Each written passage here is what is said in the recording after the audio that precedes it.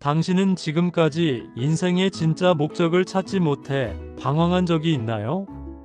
오늘날 수많은 사람들이 성공, 돈, 명예를 쫓아 달려가지만 결국 공허함만 느낍니다. 이게 다인가? 내가 왜 사는 거지? 진짜 행복은 어디 있는 걸까? 이런 질문들이 마음 깊은 곳에서 계속 울려 퍼집니다. 하지만 오늘 우리가 함께 살펴볼 예수님의 생애는 이 모든 질문에 대한 완벽한 답을 줄 것입니다. 예수님은 단순히 2000년 전에 살았던 위대한 선생님이 아닙니다. 그분은 하나님이 사람이 되어 이 땅에 오신 분입니다. 예수님께서 왜 이 땅에 오셨는지, 어떻게 사셨는지, 무엇을 가르치셨는지, 왜 십자가에서 죽으셨는지, 그리고 어떻게 부활하셨는지 알게 되면 당신의 인생이 완전히 바뀔 것입니다.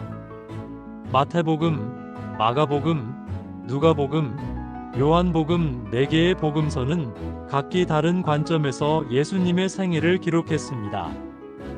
마태는 유대인들을 위해 예수님이 약속된 왕이심을 강조했고, 마가는 로마인들을 위해 예수님의 행동하시는 모습을 기록했고, 누가는 이방인들을 위해 예수님의 인간적인 면을 보여줬고, 요한은 모든 사람을 위해 예수님의 신성을 증거했습니다. 33년의 짧은 생애 동안 예수님은 인류 역사를 완전히 바꾸셨습니다. 기원전과 기원 후를 나누는 기준이 되신 분, 수십억 명의 사람들이 믿고 따르는 분, 그분의 이야기를 오늘 함께 살펴보겠습니다. 만약 당신이 지금 삶의 의미를 찾고 있다면, 진정한 행복과 평안을 원한다면 이 영상을 끝까지 보시기 바랍니다. 예수님의 생애 속에는 우리가 어떻게 살아야 하는지, 진정한 사랑이 무엇인지, 그리고 영원한 생명을 얻는 길이 무엇인지 모든 답이 들어 있습니다. 기적 같은 탄생. 예수님의 탄생은 인류 역사상 가장 놀라운 사건이었습니다. 누가복음 1장 26절부터 31절을 함께 읽어보겠습니다. 여섯째 달에 천사 가브리엘이 하나님의 보내심을 받아 갈릴리 나사렛이란 동네에 가서 다윗의 자손 요셉이라 하는 사람과 약혼한 처녀에게 이르니, 그 처녀의 이름은 마리아라. 그에게 들어가 이르되, 은혜를 받은 자여 평안할지어다, 주께서 너와 함께 하시도다 하니, 처녀가 그 말을 듣고 놀라 이런 인사가 어찌함인가 생각하매 천사가 이르되, 마리아여 무서워하지 말라. 내가 하나님께 은혜를 입었느니라. 보라, 내가 잉태하여 아들을 낳으리니 그 이름을 예수라 하라. 천사 가브리엘이 처녀 마리아에게 나타나서 아들을 낳을 것이라고 예고했습니다. 그것도 남자를 알지 못하는 상태에서 임신하게 될 것이라고 했습니다. 이것은 불가능한 일이었습니다.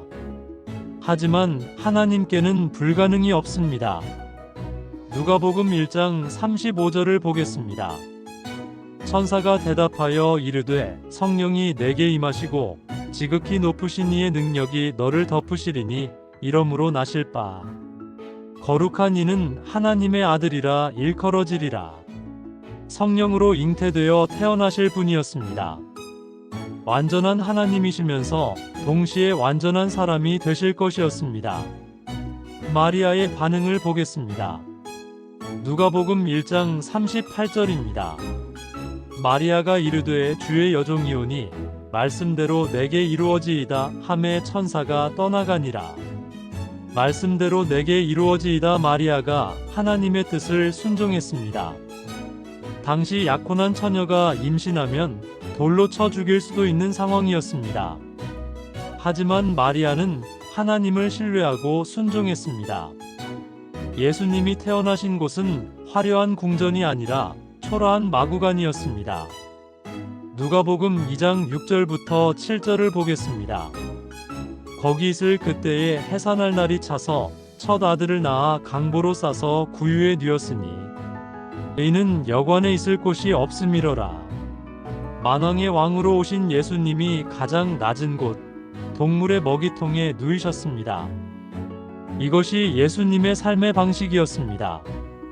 섬김을 받으러 오신 것이 아니라 섬기러 오셨습니다.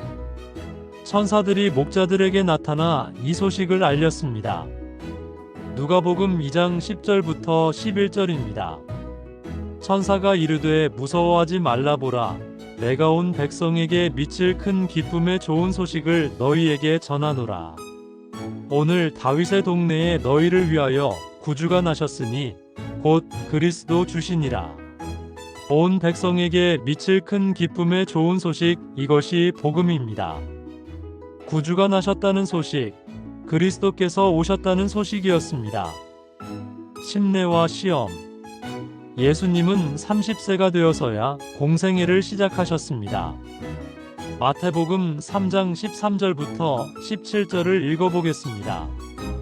이때에 예수께서 갈릴리로부터 요단강에 이르러 요한에게 침례를 받으려 하시니 요한이 말려 이르되 내가 당신에게서 침례를 받아야 할 터인데 당신이 내게로 오시나이까. 예수께서 대답하여 이르시되 이제 허락하라 우리가 이와 같이 하여 모든 의를 이루는 것이 합당하니라 하시니 이에 요한이 허락하는지라.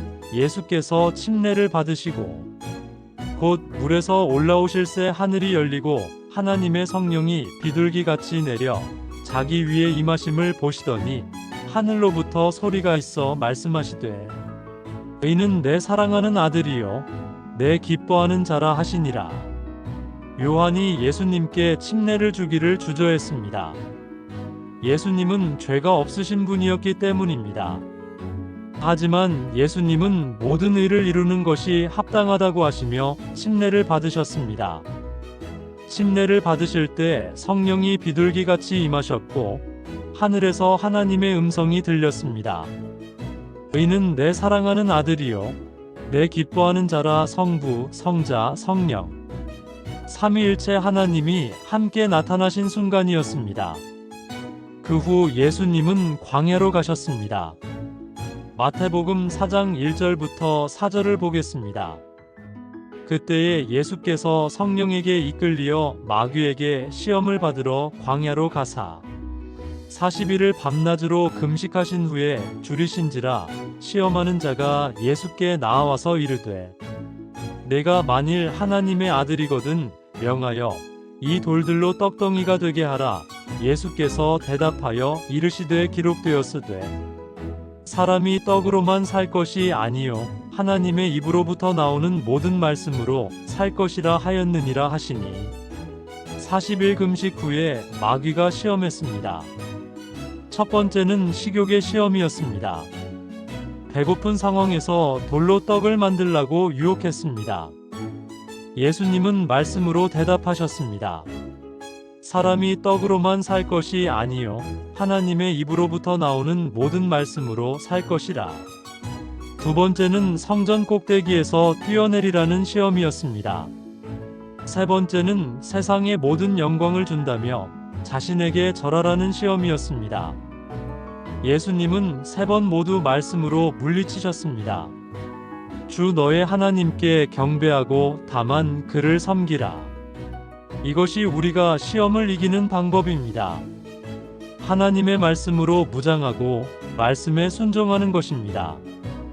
놀라운 가르침과 기적들. 예수님은 갈릴리에서 복음을 전하기 시작하셨습니다. 마태복음 4장 23절을 보겠습니다. 예수께서 온 갈릴리에 두루 다니사 그들의 회당에서 가르치시며 천국 복음을 전파하시며 백성 중에 모든 병과 모든 약한 것을 고치시니. 예수님은 세 가지 사역을 하셨습니다. 가르치시고 복음을 전하시고 병을 고치셨습니다. 예수님의 가장 유명한 설교는 산상수훈입니다. 마태복음 5장 3절부터 10절을 읽어보겠습니다. 심령이 가난한 자는 복이 있나니 천국이 그들의 것이며 애통하는 자는 복이 있나니 그들이 위로를 받을 것이며 온유한 자는 복이 있나니 그들이 땅을 기업으로 받을 것이며 의에 줄이고 목마른 자는 복이 있나니 그들이 배부를 것이며 긍휼히 여기는 자는 복이 있나니 그들이 긍휼히 여김을 받을 것이며 마음이 청결한 자는 복이 있나니 그들이 하나님을 볼 것이며 화평하게 하는 자는 복이 있나니 그들이 하나님의 아들이라 일컬음을 받을 것이며 의를 위하여 박해를 받은 자는 복이 있나니 천국이 그들의 것임이라. 팔복입니다. 세상의 가치관과는 완전히 다른 기준을 제시하셨습니다. 세상은 강한 자, 부유한 자, 권력 있는 자를 복 있다고 하지만 예수님은 심령이 가난한 자, 온유한 자, 화평하게 하는 자가 복이 있다고 하셨습니다. 예수님은 수많은 기적을 행하셨습니다.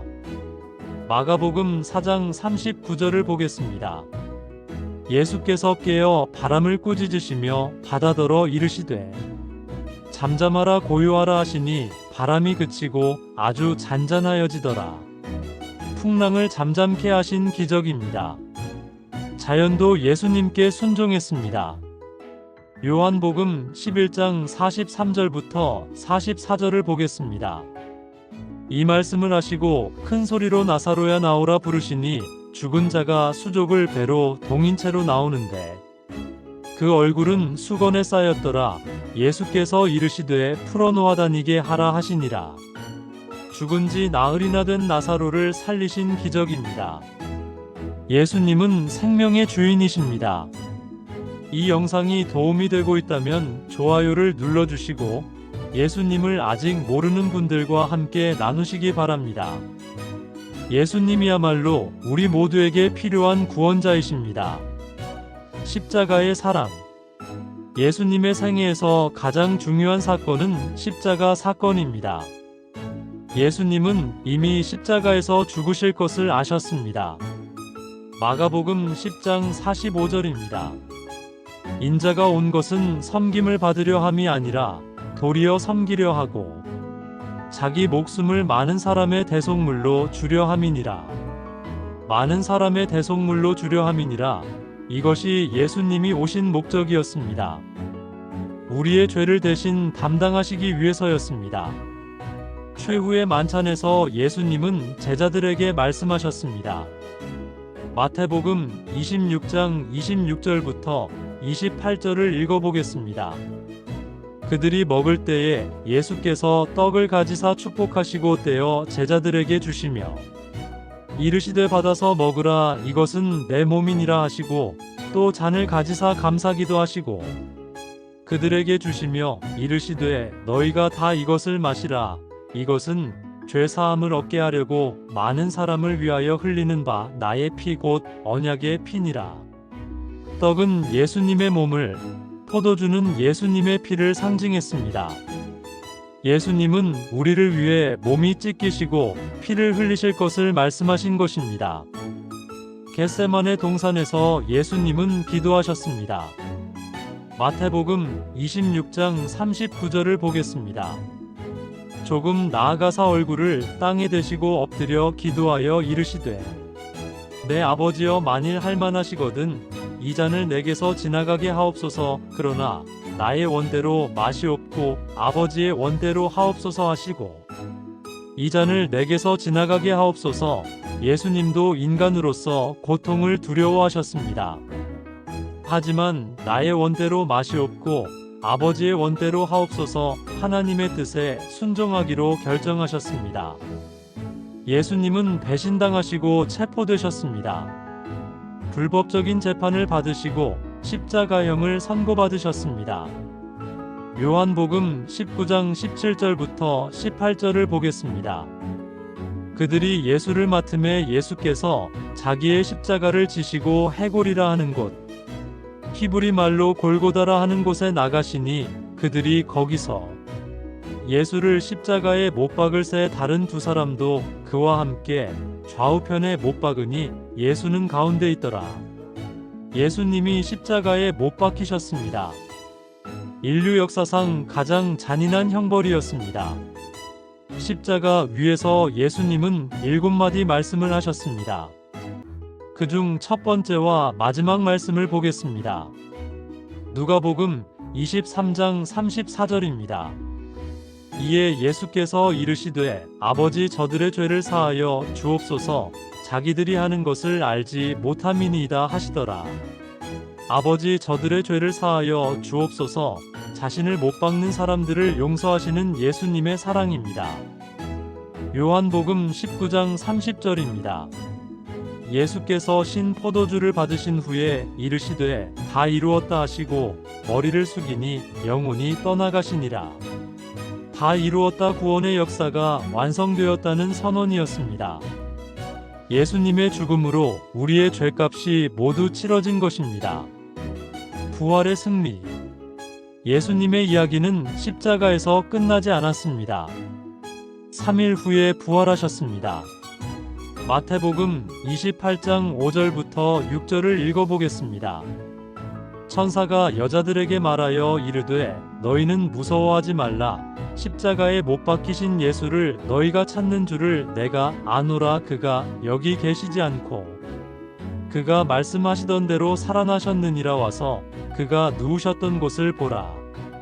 그가 여기 계시지 않고 살아나셨느니라. 무덤이 비어 있었습니다.